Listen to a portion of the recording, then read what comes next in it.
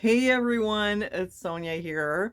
I haven't really done a lot of like chit chat videos in a while, but I wanted to come up on here and give you an update on Aaron's hip basically and what's going on with Aaron and answer some questions which were left on my other video about Gunnar getting his wisdom teeth out. And I just want to say thanks for all your nice comments on there.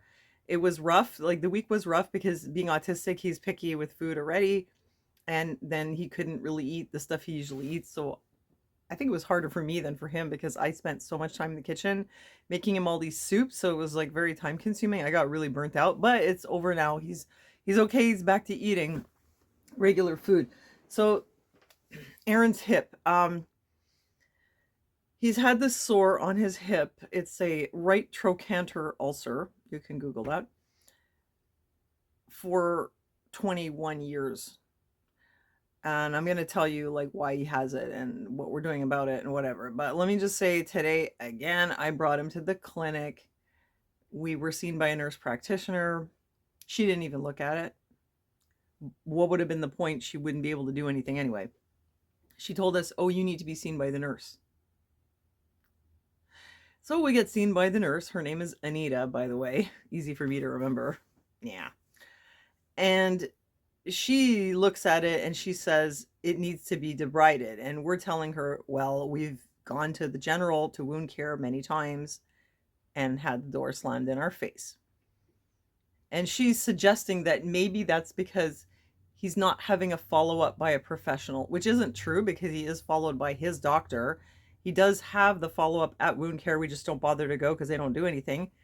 And he is connected with a home care nurse who we just don't bother because they're not going to do anything anyway. Really, they're not.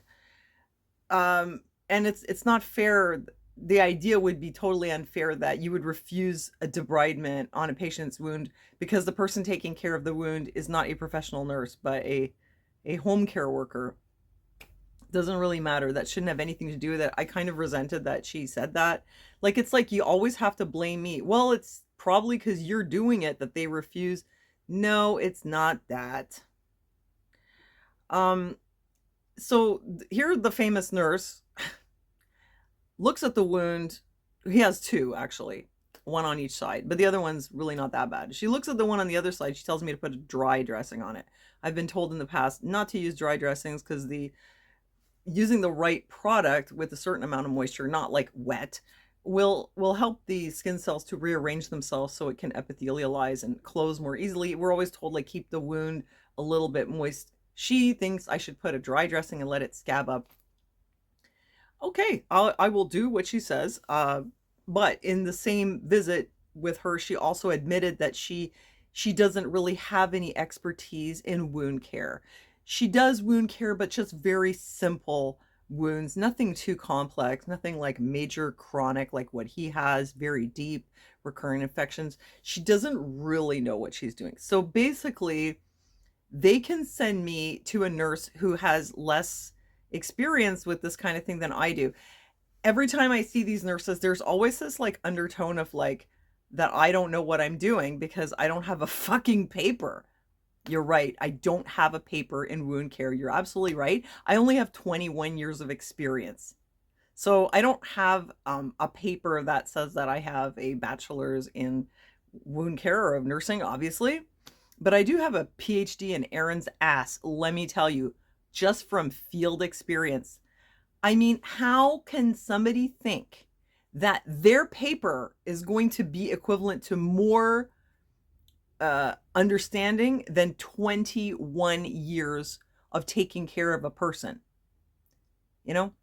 And so when we do have the home care nurses come over who have their papers, they don't know what to do. The guy came over, I unpacked it, he saw it draining and he's just kind of looked at it like, oh shit. And I was like, well, what do we do about it? And he's like, I don't know. Right. You don't know. That's why we don't bother having you guys come over, because you can't tell me anything that I don't already know. Well, you need to see the doctor. Yes, we do. And so I gave him the antibiotics again last few weeks ago. that we had on hand, and I made the appointment, and we saw the doctor, who was actually the nurse practitioner, very nice lady. She sent us to the nurse, and that's what we got. We got someone who doesn't know anything about it, and who somehow has this idea that, well, they must know more than I do because I got a fucking paper. Anyway, this is the kind of dumb shit that we deal with. It goes in circles. And she also said, oh, it needs debriding. Like I said, I told her they just keep slamming the door in our face. Can somebody debride it here? And she's like, well, we don't do that here. Okay, so it needs debriding, but you guys don't do it, and they won't do it. So exactly, this is why we don't go, because it's completely pointless. But I had to bring in because this chronic infection. So let me answer these questions, which were like really a great outline. If I'm gonna tell you the freaking story, I might as well tell you the whole story. I'll tell you right now. Here's the outline provided by Truth Bomb 2.0, who asked a whole bunch of questions. I'm concerned about Arron's hip sore. Yes, of course, we all are.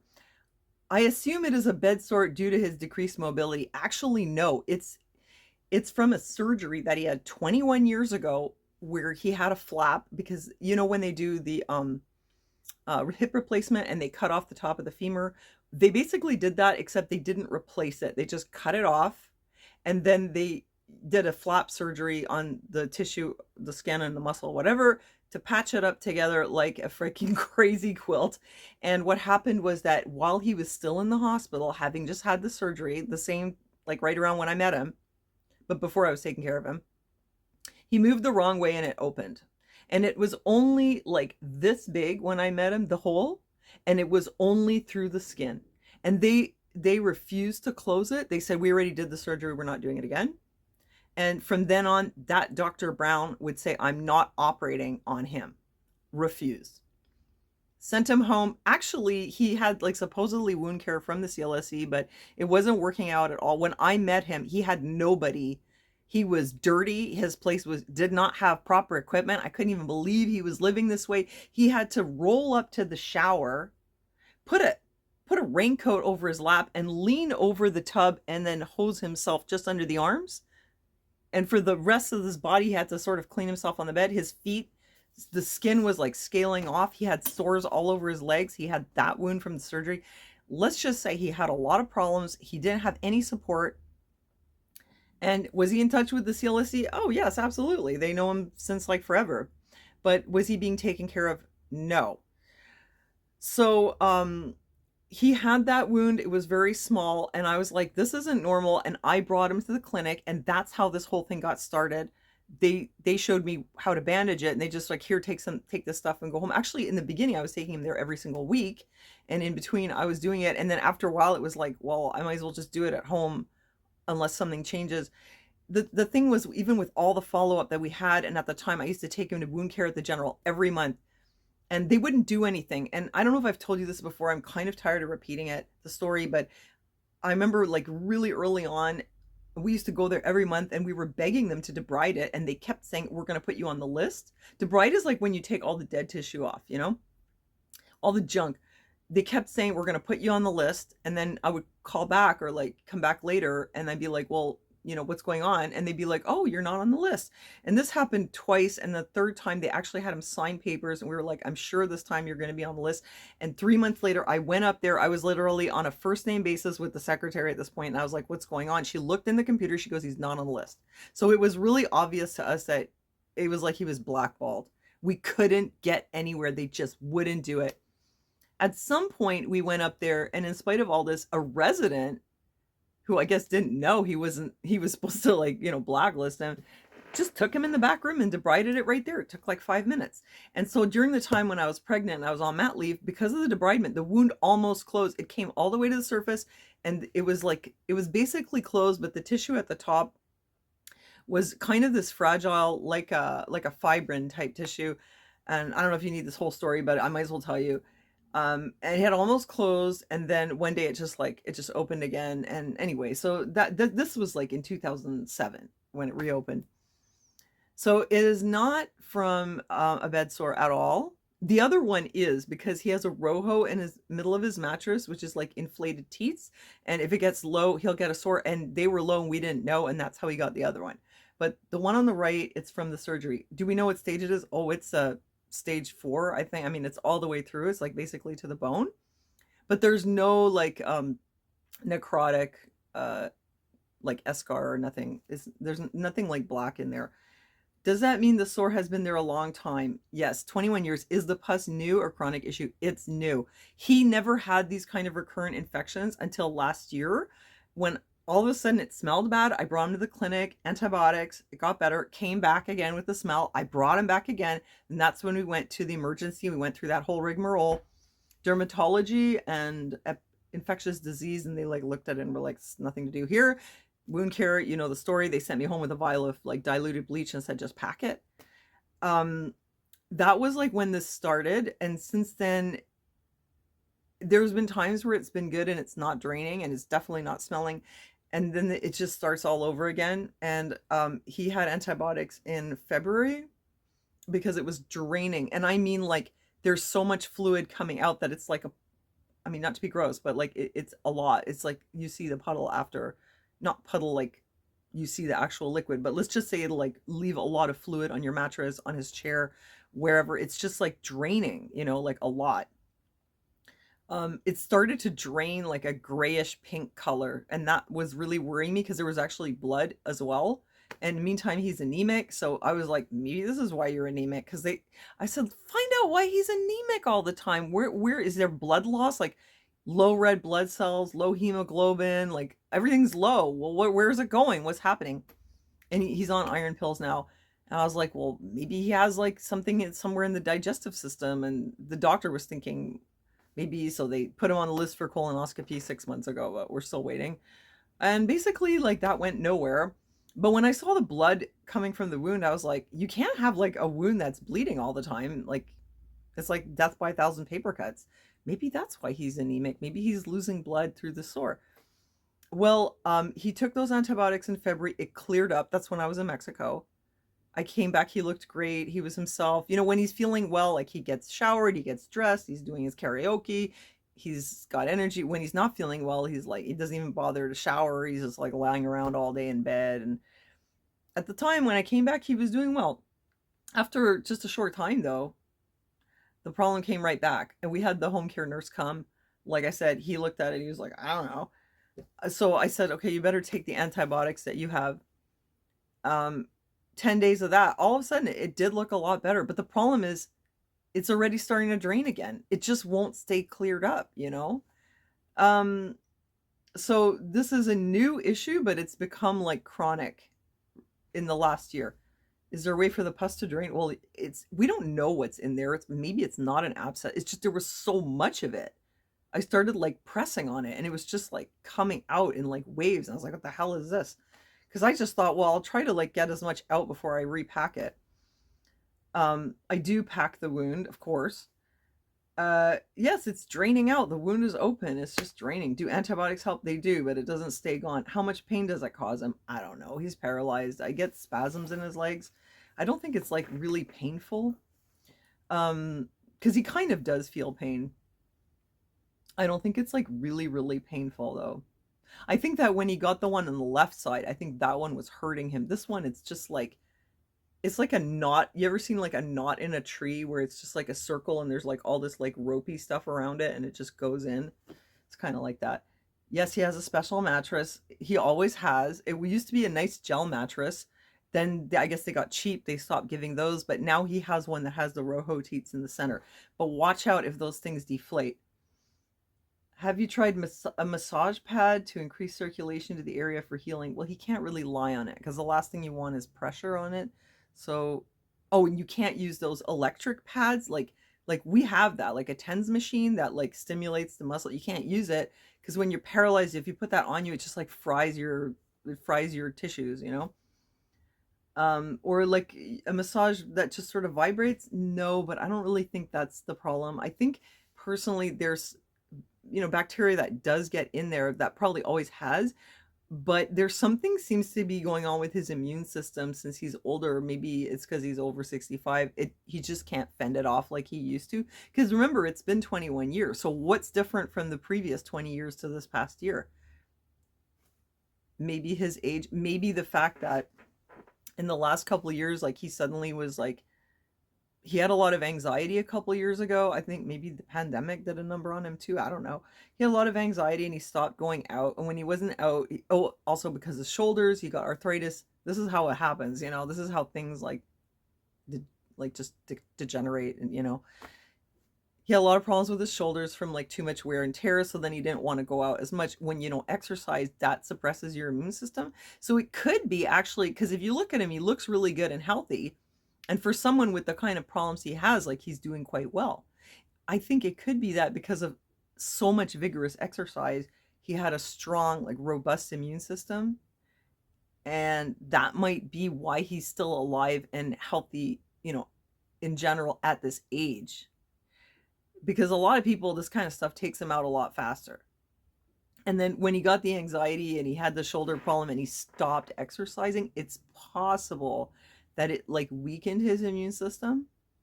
That could be part of it. Or it could just be that whatever bacteria it is also resistant. But honestly, in the previous 20 years, like he never, I mean, not never ever, but maybe 5 times in the 20 years he had antibiotics for his hip. Now all of a sudden it's like, and never drained like this before. Now all of a sudden it's a constant problem. Do you think using red light therapy could help heal the infection? I don't think so, unless it kills bacteria. But I mean, I don't know. What are we gonna do? You know, Arron. Arron doesn't want to lie in bed. What am I gonna do? Put him in bed, take off the bandage, and put the red light on his hip? Like, I don't know. I'm very skeptical that I don't know if there's any evidence that that would help. Um, I'm sure I've tried everything the doctors and state will offer. I have, and we're willing to do more. But let's just say though, like the amount of resistance that we get to asking for, you know, for help is wearing us down. Like we're so sick and tired of, like today, like going there and getting the treatment. Like, well, I don't really know what I'm doing because I've only got 21 years of experience. I don't have a paper. How can I possibly know what to do with his wounds? That and just like the treatment of like, I don't know, we call it the useless eater treatment. Like honestly, when you have a health problem and you keep asking for help and nobody like takes it like prend en charge, you know, like just take control of the whole thing and say, we're gonna do this, we're gonna take control of this, here's your treatment plan. There's no freaking treatment plan. Why do I have to be the doctor? Why do I have to be the one who says, well, don't you think he should get this? Don't you think he should be seen by that? Could he get antibiotics? Why am I the one? Why am I the one who had to say, can you look in there with the light and make sure there's not a stray piece of something in there? Because the last 2 times it was draining, there was something that got lodged in there. That's why it was doing that. And one of those times it was because of the nurses at the clinic left it, put a gauze so deep I didn't see it. The other time it was me. I used some like I used the alginate with silver dressing. The alginate like dissolved in the silver, all concentrated, and like went to the bottom of the wound. So the last 2 times it was because there was some foreign object in there. I tried to tell them that, but if I press the point, they just like, the more I press the point, the more I feel like they just think that I'm a pain in the ass. I would want to rule that out first and foremost because that's the history. But they're like, there's nothing in there. Do you want me to look again? Like they're so rude about it, you know? Not Jenny, but the other one, Anita. Oh my God, I'd hate to be your boyfriend. She's anyway, cranky. Okay, and says you don't owe me any answers. No, I know I don't. I don't really mind. You're a nurse, whatever. I don't really mind talking about this, and sometimes I actually want to, because you see a lot of these disability channels, and they have very nice homes. They have like roll-in showers. They have all kinds of gizmos. Like if you look at Cole and Charisma or Squiggly and Grumpy or whatever they're called, Squirmy and Grubs. You know, you see people like that. They live in very nice, large, clean homes with great state-of-the-art facilities. They get all the medical care that they need. And our reality as a interabled couple is that that is not what happens. Not here, not for us. I guess it matters if you have money or you don't, or if you maybe, I don't know, have some special insurance. That's not our experience. Our experience is like you're hitting walls all the time. It's very hard to really get any help for a serious problem like this. I'm waiting for somebody to take control of this situation and figure it out for us and fix this, or at least try. And I can't get anybody to do that. And so in the meantime, it's just me doing what I can and approaching and reapproaching them. And honestly, I am absolutely worn out. It's like that. It's kind of that like learned helplessness thing where you've tried so many times and it just, it's just not going to happen that eventually you're like, I'm not going to try, but we have to because we don't want him to die.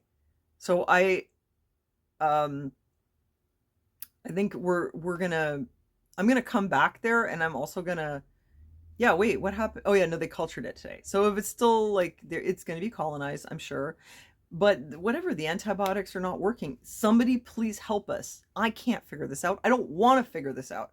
I want them to do the job, but like we just can't get it to happen. You know what I'm saying? So that's where we're at. And there's the story, and I hope that that was interesting and maybe valuable information for you somehow. Thanks for listening, and I'll see you next time.